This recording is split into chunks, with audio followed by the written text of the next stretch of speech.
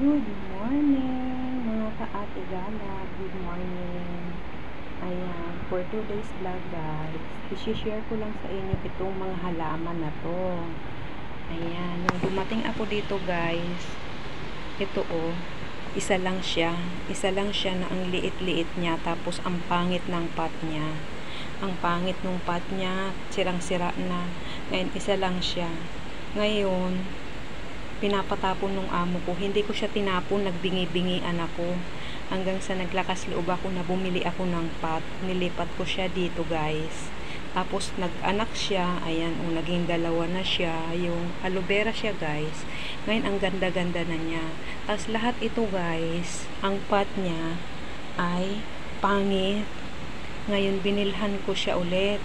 Kasi nagustuhan ni mama ito. Ang ganda daw. Bumili ako ulit guys kasi nilipat ko tong orchids. Itong orchids wala pa tong flower. Ayan, ganito lang siya. Ang pangit-pangit niya. Itapon ko na daw. Ngayon basta lahat to pinapatapon niya. Ayaw kong itapon kasi maganda nga yung may halaman sa bahay. Tapos ito naman guys, maliit din siya. Isa din siyang maliit.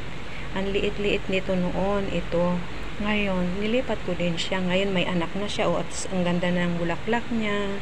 Tapos, ito din. Lahat siya maliit, guys. Lahat yan maliit. Ngayon, ang ganda-ganda na kasi pinupunasan ko yung mga leaves niya, guys, para makintab.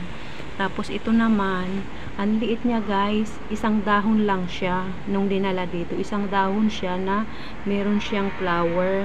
Ano siya, guys? Cactus. Para siyang ano ba yung prutas? Ano nga yung prutas guys, nalilimutan ko na eh. Ayan, maganda na siya, marami na siyang dahon. Tapos ito naman, diba dilaw na siya, para na siyang mamamatay. Ang liit niyan, ayaw niyang palipat. Nakaano siya sa tubig, nakababad yung baba niya, hindi siya sa lupa. Nakababad siya sa tubig lang. Ngayon sabi ko, ilipat ko siya sa sa pot nga, lagyan ko ng ganito, yung lupa.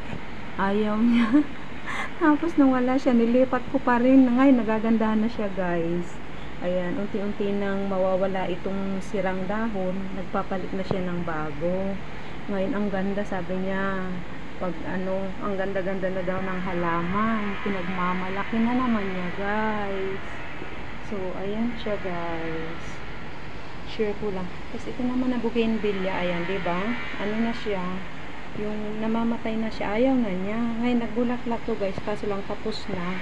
Ayan na siya ulit. Parang na siyang mamamatay ulit. Pero, gaganda ulit yan kasi inaalagaan ko guys, yung bougainvillea. Ito puti siya, kulay white. Ito naman pink. Maganda yung kulay niya. So, hindi ko siya tinatapon. Inaalagaan ko siya. So, sharing lang guys sa mga plant na pananim. Kasi, ang ganda naman guys. Ang ganda ng mga may tanim. Kasi marami sila dito guys. Ayan, plastic mga plastic yan. Wala namang kabuhay-buhay. Ito mayroon dito. Mga plastic din. So, inalagaan ko to guys na inalagaan ko to na mga may buhay. Lalo na ito, gandang-ganda si mama dito sa may bugit, orchids. Pinagmamalaki niya doon sa anak niya. Kasi ilang years daw to guys. Ilang years daw to, tinatapon na nga niya. Sabi ko, wag kasi nga, yan, pag inalagaan, mamumulaklak. Ngayon, inalagaan ko siya guys. Lumabas yung flower niya. Tuwan-tuwa siya. O, diba? Thank you mga ka-ate gala. Maraming salamat sa suporta niya sa akin. Ayan.